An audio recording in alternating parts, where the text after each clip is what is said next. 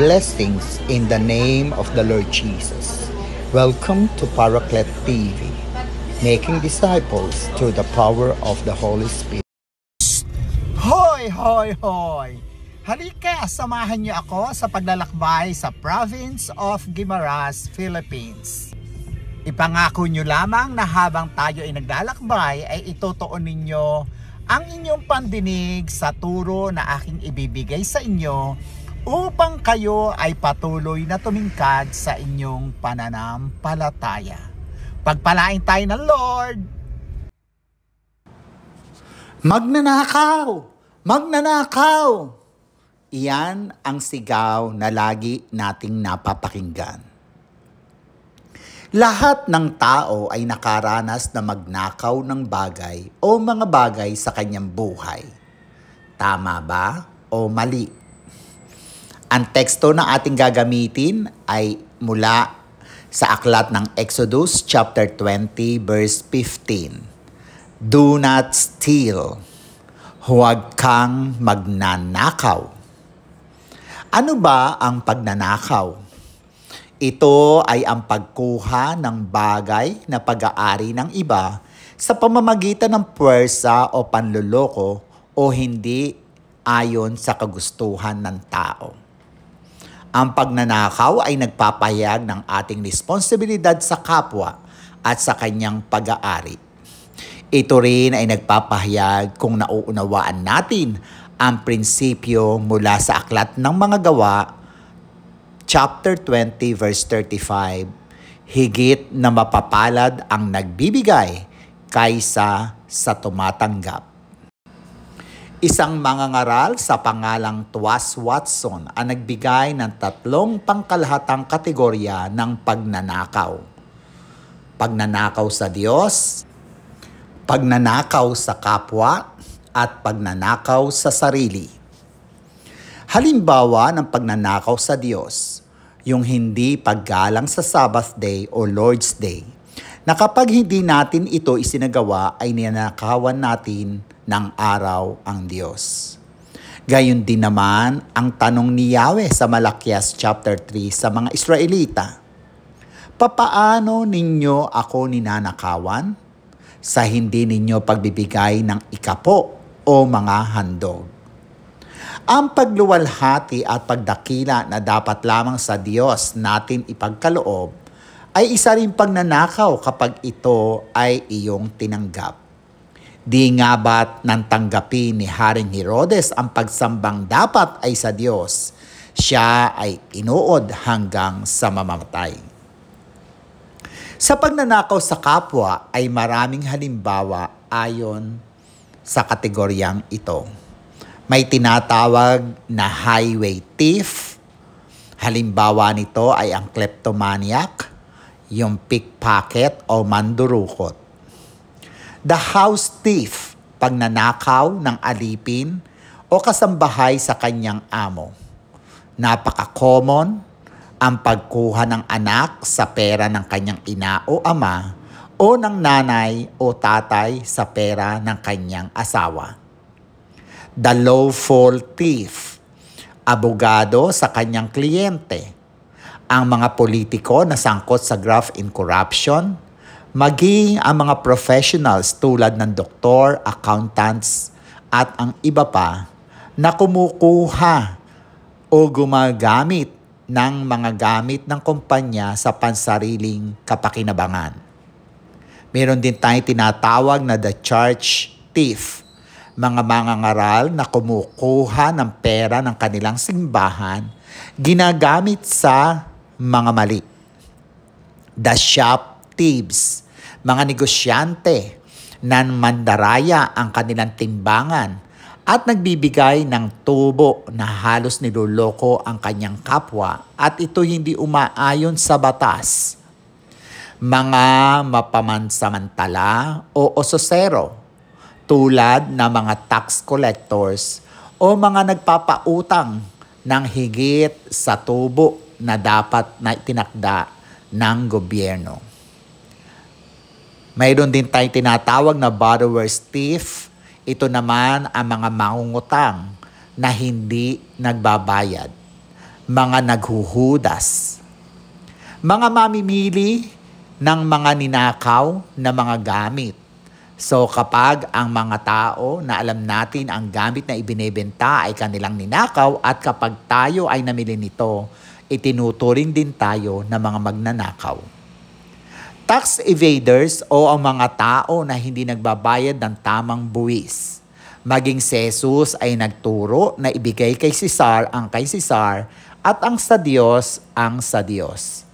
Ang turo ni San Pablo na magpasakop sa pamahalaan ay matatagpuan natin sa Aklat ng Roma chapter 13. Ang kahulihan, ang pagnanakaw sa sarili. Sino-sino ang mga ito o ano ang maituturing na ninanakawan ng isang tao ang kanyang sarili? Mga kuripot, hindi paggamit ng pera sa wastong kaparaanan na hindi tuloy nasisiyahan sa mga pagpapala ng Diyos. Mga taong nagsasayang ng mga gamit o pag-aari. Tulad ng the prodigal son, nakita natin na nagwaldas ng pera, ginamit ang pera na kanyang minana sa kanyang bisyo, sa mga gawaing immoral at mga kalayawan. Pagsasayang sa oras o walang ginagawa o katamaran. Sa English, ang tawag dito ay procrastination. According to C. Dickens, is the thief of time. Ang kawalan ng ginagawa ay pagnanakaw sa oras sa magandang hinaharap. Gayon din naman ang hindi paggamit ng mga talento para sa kapurihan ng Diyos.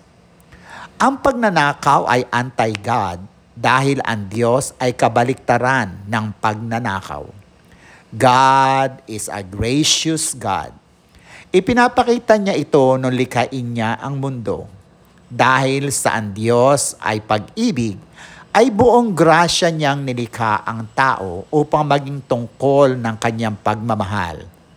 Ang likha sa gayon ay regalo. Binigyan ng Diyos ang tao ng kapamahalaan sa lahat ng mga nilikha. At ito ay naranasan ng unang tao, ang ating mga magulang, si Adan at si Eva. Ngunit dahil sa pagsaway sa utos ng Diyos, ay bumagsak ang tao. Hindi pa rin natapos ang katibayan ng pagiging mabiyaya ng mapagmahal na Diyos nang ang kanyang kayamanan sa kalangitan, ang bugtong na anak ng Diyos ay kanyang ipagkaloob. Dahil nga sa pagsaway ng ating mga magulang, lahat ng tao ay naging makasalanan at nararapat lamang na sila ay maparusahan. Ngunit narito ang pag-ibig ng Diyos, inabot niya ang lahat ng tao upang sa pamamagitan ng kanilang pananampalataya ay tunay na magkaroon sila ng buhay na walang hanggan. At maging ang banal na spirito ay pinagkaloob din ng Diyos sa bawat isang mananampalataya upang sila ay makapamuhay ng ayon sa banal na kasulatan sa tulong ng banal na spirito, kapurihan ang mapapa sa Diyos. Ano ang hamon o dapat nating tugon sa kautosang itong huwag kang magnanakaw na mula sa mapagbiyaya at mapagbigay na Diyos? Una, nararapat lamang na dapat tayo ay maging mapagpasalamat. Ang hindi mapagpasalamat ay pinagmumulan ng kaisipang magnakaw. Ang sabi nga ng unang Thessalonica 5:18, in everything give thanks, for this is the will of God. Kalooban ng Diyos na tayo ay maging mapagpasalamat sa lahat ng biyayang ibinibigay sa atin ng Diyos. Dahil sa Kanya nanggaling ang lahat ng bagay, dapat lamang tayo magsabi ng salamat po, Panginoon. Ikalawa, tumatawag ito sa bawat isa sa atin na magtrabaho at gumawa ng mabuti. Iwasan ang katamaran at walang ginagawa.